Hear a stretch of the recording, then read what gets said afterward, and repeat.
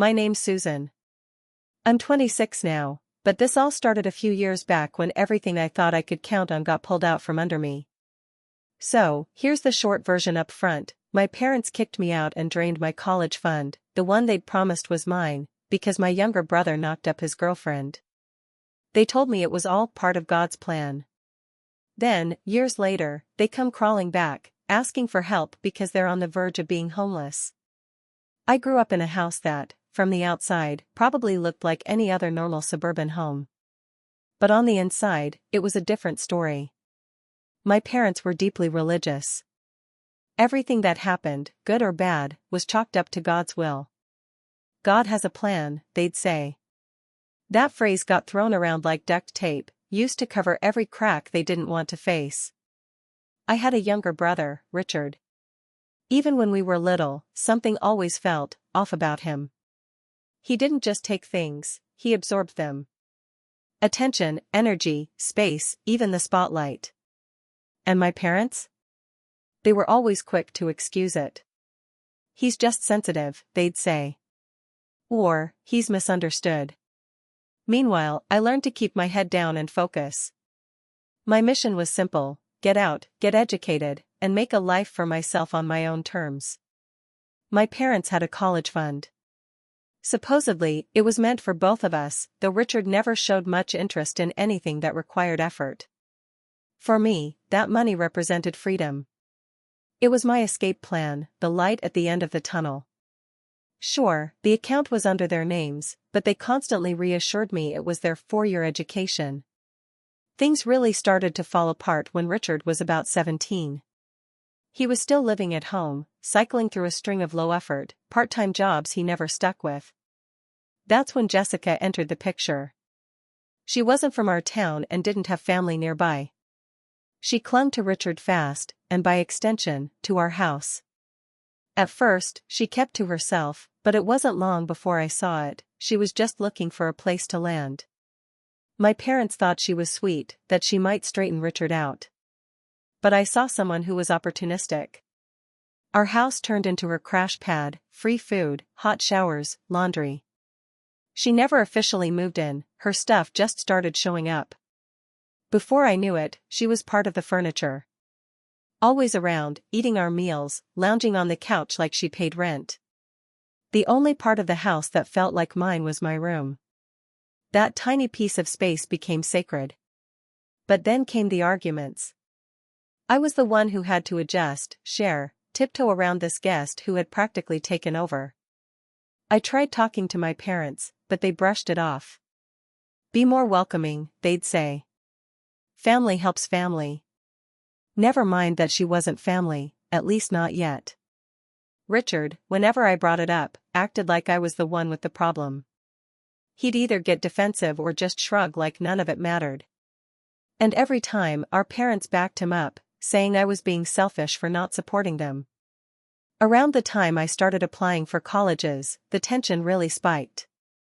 I was grinding hard, keeping my grades up, doing everything I could to build a future. Richard, meanwhile, was still doing nothing. My parents kept praising me, saying how proud they were, talking about how the college fund was waiting for me.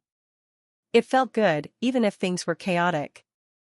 But then Jessica started making more noise, literally and figuratively. She and Richard would argue late into the night, yelling loud enough to wake the dead. I'd bring it up, and my parents would just sigh and tell me to let it go, to go back to bed. The whole house felt like it was caving in. Richard and Jessica's mess was bleeding into every corner, and I was getting pushed further into the margins. Then came the bombshell: Jessica was pregnant. One night, I walked into the living room and found her sobbing. Richard was sitting there looking like he'd seen a ghost. And my parents?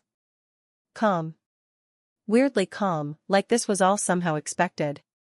They told me Jessica was having a baby, and Richard confirmed he was the dad, still looking like he couldn't process any of it. My parents didn't panic. They didn't scold him or ask what the hell he'd been thinking. Instead, they called it a blessing, a miracle. That's when everything flipped. Suddenly, Jessica was family. Not just tolerated, embraced. Now everything revolved around what she needed, what the baby would need. And then, the gut punch. My mom looked at me, so matter of fact, and said they'd need my room. Said it was the largest, and it would be perfect for the nursery. Just like that, my last piece of personal space, the one room that still felt like mine, was being handed over. I lost it. I told them no way. I needed that room. I was applying to schools. I had a life to focus on. But my dad cut me off and said this baby, was more important now. That's when I cracked. I looked around the room, at Richard, at Jessica, at my parents, and I said I wasn't going to go along with this. I wasn't going to pretend everything was fine. I wasn't about to make room in my life for a brother who couldn't take care of himself, a girlfriend who'd wormed her way into our home, and now a baby none of them were ready for. I told them I wasn't going to enable it. That lit the fuse. My mom burst into tears, accusing me of being heartless. My dad's face went stone cold. That's when he laid it out: either I accept all of this, Jessica, the baby, the changes, or I pack my things and leave. Right then. I stood there, stunned for a second. I looked at Richard, he wouldn't even make eye contact. Jessica was crying, but it felt hollow, like she knew exactly what she was doing. My parents were staring me down, waiting for me to cave. But something inside me broke. After years of being sidelined, of being told to sacrifice for Richard, of having my world constantly rearranged to suit him, it all came to a head. I said no. I told them I wouldn't pretend this was some beautiful new chapter. I wasn't going to lie to myself or them. I said they were choosing Richard and his disaster over me. That's when my dad got up, red-faced and furious. He pointed to the front door. Then get out. Now. I hesitated for a second too long, and that was enough for him. He stormed over, grabbed my arm hard, and started dragging me toward the door. I yanked away from him, told him to let go. That's when it got physical. He shoved me into the wall. Grabbed me again, this time tighter. I tried to defend myself, pushed him off. He was shouting, calling me ungrateful, disrespectful. My mom was screaming in the background. Richard and Jessica? Just stood there, watching the whole thing like it was a show. My dad lunged again. I blocked him. He came at me one more time. I ducked out of his reach and made a beeline for the front door. My hand was just about to grab the knob when my mom's voice cut through the hallway like a blade. Fine. Go. And don't expect a single penny. That college fund? It's gone. We used it for the nursery. For the baby. This is God's plan, Susan. God's plan for you. I froze, fingers resting on the doorknob. Gone? The fund. My future. The one thing I'd counted on, gone. Spent on a room for Richard and Jessica's unplanned baby. On a mess they made that my parents decided to clean up using my life as the mop. And God's plan? That was their reasoning. That was their justification for throwing me out and gutting the one chance I had to build a future. I turned around and looked at them. My parents, my brother, Jessica. Their faces were hard, some angry, others smug. But my parents? They had that awful, unwavering look of righteousness in their eyes. Like they really believed this was holy work. Like they were proud of what they were doing. I didn't say a word. I opened the door, stepped out into the night, and they slammed it behind me like they were locking up trash. And just like that, I was outside. It was getting dark. The air had that chill that seeps into your bones when you're not welcome anywhere. All I had were the clothes on my back and my phone. No wallet. No money. No plan. Just me, alone. Kicked out. The college fund, gone. My family? Gone too. They'd tossed me out like garbage and burned the only bridge I had to a better life. That first night? It was hell. I walked for hours, not knowing where I was even going. Eventually found myself curled up behind a dumpster behind some strip mall. Concrete under me, a cold breeze slipping through every hole in my clothes. I woke up stiff, freezing, and empty inside. Hunger punched me hard, and it didn't let go. I didn't have anyone to call. No friends close enough to crash with, no adults in my life who'd taken a kid that just got disowned. I was on my own. Survival mode kicked in. I found a public library, used one of their computers to start searching, shelters, soup kitchens, anything. The amount of information was overwhelming, but I found a place handing out meals. I went there. Got some food. It was the first thing I'd eaten in more than a day. It tasted like cardboard. But I ate every bite. For the next few days, I bounced between the library and that soup kitchen. Slept wherever I could find space that didn't feel too dangerous. I was filthy, exhausted, and scared out of my mind. But I knew I couldn't keep living like that. I needed a job. Any job. So I started walking into every shop, every diner, every gas station that looked like they might take pity on a kid with no experience, no references, no address. Got a lot of no's. More than I could count. My feet hurt. My stomach was a knot. But I didn't stop. Then one day, this grimy little diner, the kind of place that smells like burnt coffee and fried grease, said they needed a dishwasher. Paid cash. Just a few shifts to start. I took it. It was brutal. Hot, sweaty, nonstop. But it was money. Enough for cheap meals and, eventually, a room at one of those pay-by-the-week motels where everything smells like old cigarettes and despair. I worked like a machine. Didn't turn down a single shift. Saved every dollar I could. Didn't buy anything that wasn't essential. Eventually, I scraped together enough for a spot in a rundown rooming house. Shared bathroom. Thin walls. But it was a step up. Cleaner, quieter. Sort of stable. I kept applying for better work. Used the diner as a reference, even though I wasn't sure they'd vouch for me. When I moved into the rooming house, I asked the landlord to pretend I'd been there a while. He half-heartedly agreed. It took months. Long, exhausting, soul-grinding months. 2 minimum wage jobs at one point. Eating ramen and instant noodles like it was gourmet cuisine. But I kept going. And through all that time, I never reached out to my parents. And they sure as hell never reached out to me. Not a call. Not a message. Nothing. They meant what they said, I was gone. Their God's plan involved me being homeless, hungry, and forgotten while they painted a nursery with my college fund. And that reality? It hardened something in me. Over the next few years, I built a life from the ground up. Got a better job at a warehouse. Saved up and bought a beat-up car with cash. Eventually moved into a tiny, crappy apartment that was all mine. College was off the table. That door was bolted shut. But I still wanted to learn, so I started taking night classes at a community college. Paid for them myself. No degree plan, just practical stuff. Welding, mechanics, trades that paid better. And slowly, I made a life. Not one they gave me. One I carved out with nothing but grit and stubbornness. They became a ghost I stopped thinking about. A past life I buried deep. I changed my phone number. Deleted every social media account they had access to. I disappeared.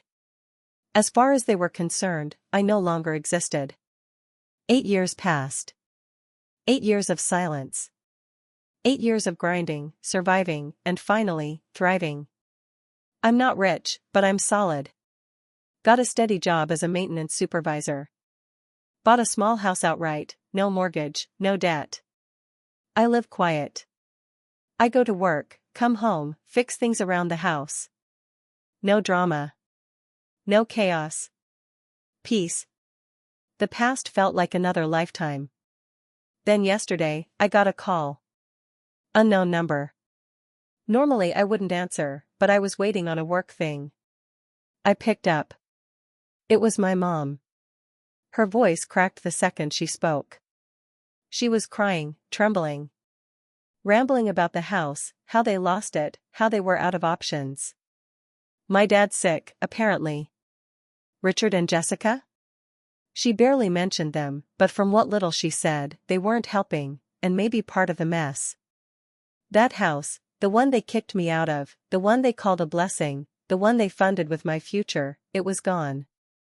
Foreclosure. Bad decisions. Mismanaged money. She didn't say much, just kept crying, desperate and scattered. They had nowhere to go. No plan. No backup. She was practically begging. Asking if they could stay with me. If I had any money. If I could just help. 8 years. Not a single word until now, because they needed something. Their plan fell apart, and now they were falling with it. She choked out my name. Susan, please. I didn't feel sorry. I didn't feel mad either. Just this icy, crystal clear stillness in my chest. I thought about that night, sleeping behind the dumpster, cold and alone. About what she said as I left, "This is God's plan for you." She was still crying, waiting for me to say something. I took a deep breath. When I finally spoke, I used her exact words, calm, steady, like I was reading them off a script. "Mom," I said. I made sure my voice didn't shake. "Do you remember what you told me the night you kicked me out and took my college fund?" The only thing I heard was her ragged breathing on the other end of the line. "You told me it was God's plan," I went on. "That it was His will for me to be out on my own. To figure life out without your help." I paused, just long enough for the weight to land. "Well," I said, "maybe this is God's plan for you. To lose the house. To go through this." Then I hung up. No more words. No waiting for a reply. Just ended the call. They haven't tried again since. Not yet, anyway.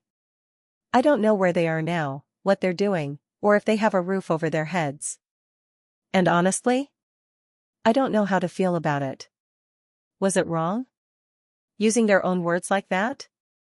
Refusing to help the people who threw me out and stole my future, then only came crawling back once their own lives crumbled? They justified it all with faith, used it to abandon me and destroy what I'd worked for. Now, after 8 years of total silence, I'm supposed to pick up the pieces for them? That night still replays in my mind, me standing outside with nothing but my phone, no wallet, no home, and no plan. They gave me nothing but the phrase, "It's God's plan, Susan." Now they're asking for something. Because their plan fell apart. What do you even do with that? This wasn't a petty argument over chores. This wasn't just a tough love situation. This was abandonment. Financial destruction. And it was all wrapped in a twisted sense of righteousness, justified by faith, no less. A bunch of folks asked for more context about Richard and Jessica, how things really were before everything went off the rails. So here's the truth, the red flags were there from the start. Waving like a parade. Jessica never worked. Richard couldn't keep a job for longer than a few weeks.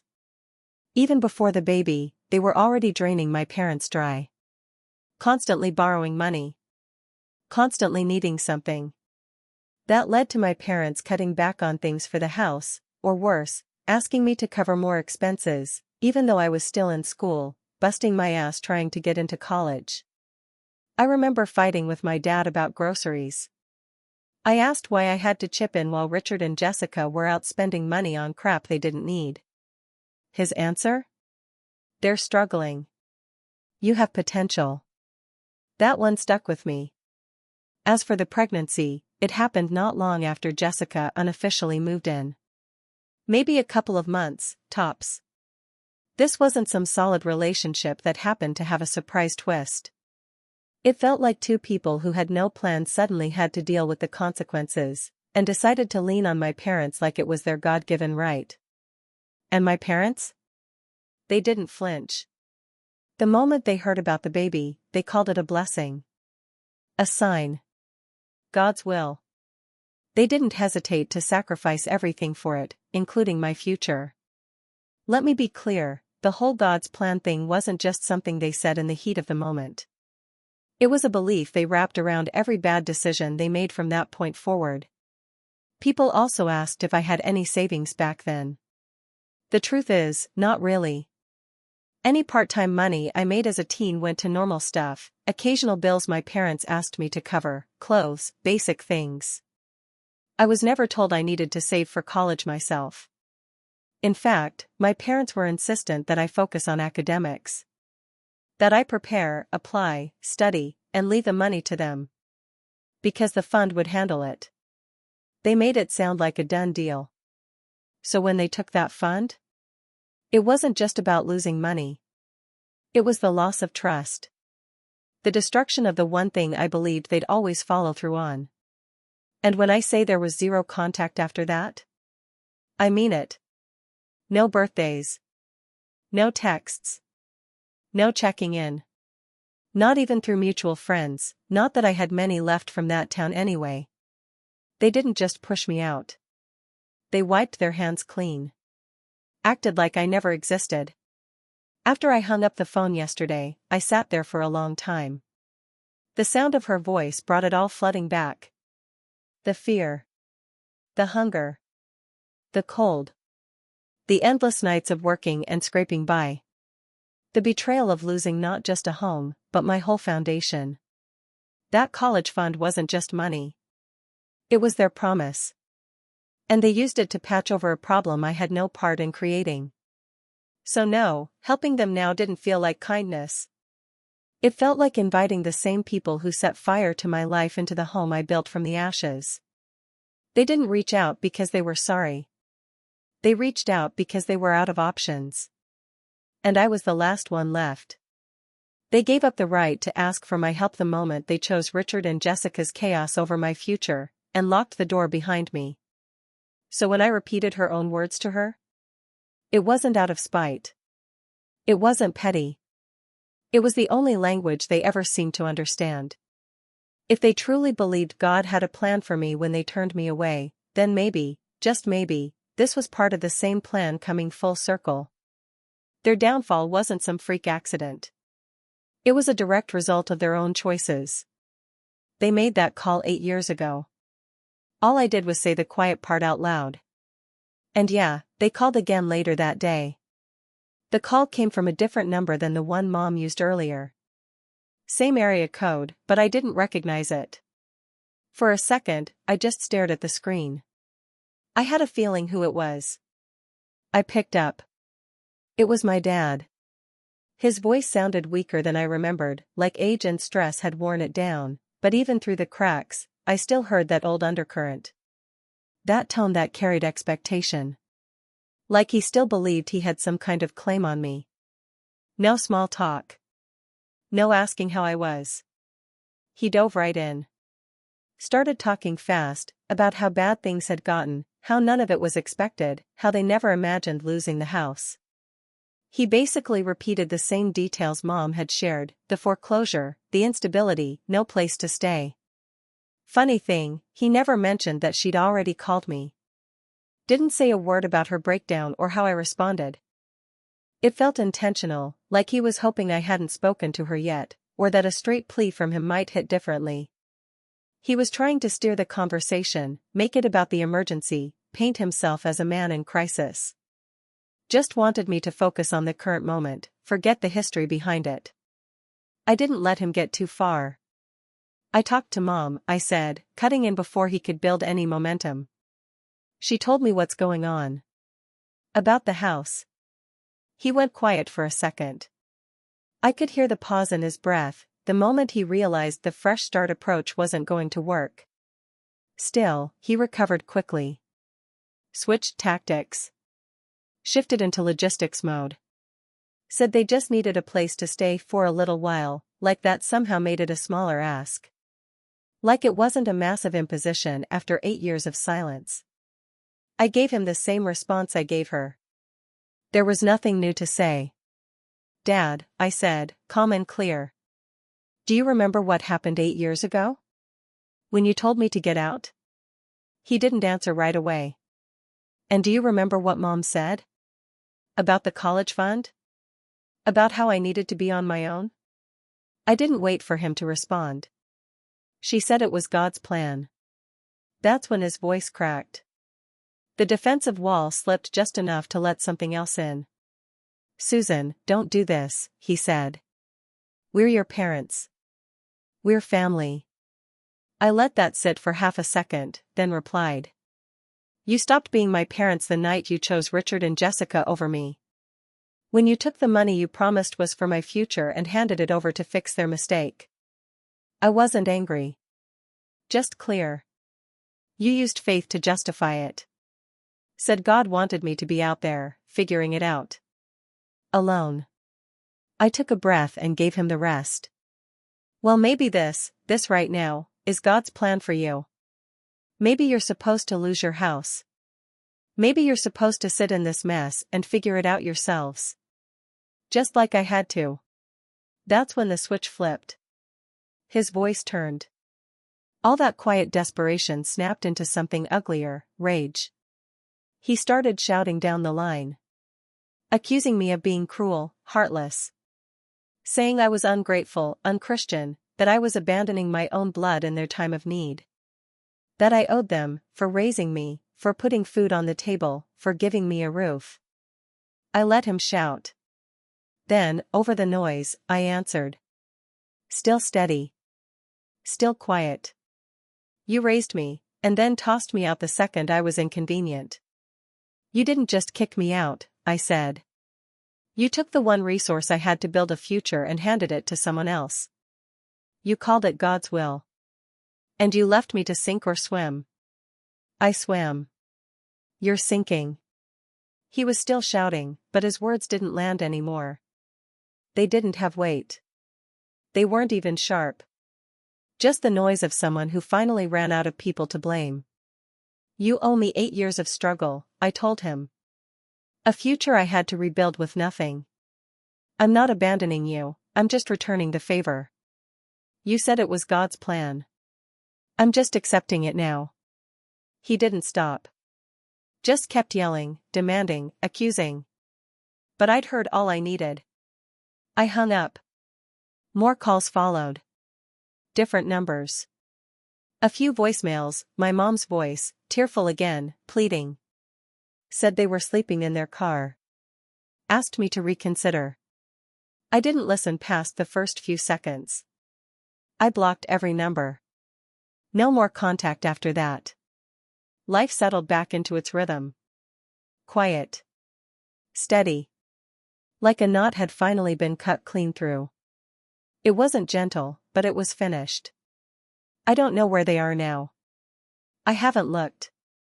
I don't plan to. Whatever situation they're in, it came from the choices they made. Not mine. This feels like the end of the road. Unless something truly unexpected happens, I doubt I'll hear from them again. They've run out of options, and I've got nothing left to give. To everyone who read this story, thank you. Honestly. Writing it out helped more than I expected. The support, the comments, even the people who didn't get it, it all helped me understand my own feelings better. That I wasn't wrong for standing firm. It's been about 6 months since all that happened, since I posted the story and the first update. Nothing has changed. Not a single word from my parents since I hung up and blocked those numbers. No calls. No letters. No random messages through mutual contacts, not that they'd even know how to reach me now. I scrubbed all that away years ago. Just silence. Which, strangely, feels normal again. After the initial shock of hearing from them, things have settled back into the same quiet they lived in for the last 8 years. As for Richard and Jessica, I don't know anything about them either. My mom's last message hinted that they weren't helping, which doesn't surprise me. That was always the pattern, lean on others until they're dry. But I have no details. And honestly? I don't need them. They were part of the package deal that night, the chaos, the enabling, the silence. They stood by while I was kicked out. Benefited from it. They're not my concern. My life, on the other hand, has kept moving forward. Work is good. The house is solid. I've been spending time on a few renovation projects I'd been putting off. It's peaceful. It's steady. That's really it. This is almost definitely the final chapter. There's nothing more to say. The door they slammed shut 8 years ago never reopened. And when they came knocking, I didn't let them back in. That was the end. Thanks again to everyone who took the time to read this journey with me. Writing it down, getting feedback, seeing people truly understand, it made a difference I didn't expect. Take care.